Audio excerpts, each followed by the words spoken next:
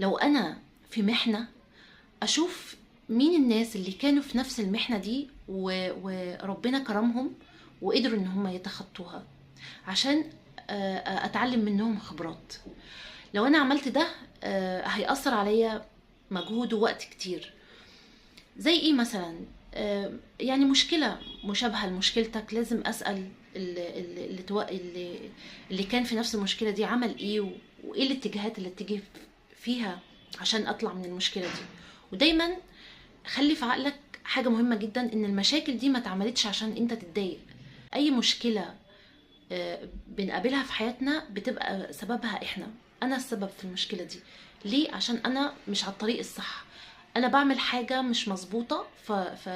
فالمحنة دي بتيجي توجهني صح، تقول لي لا انت مش ماسكة التراك الصح، لا يعني بالمشكلة دي بتحطيني على التراك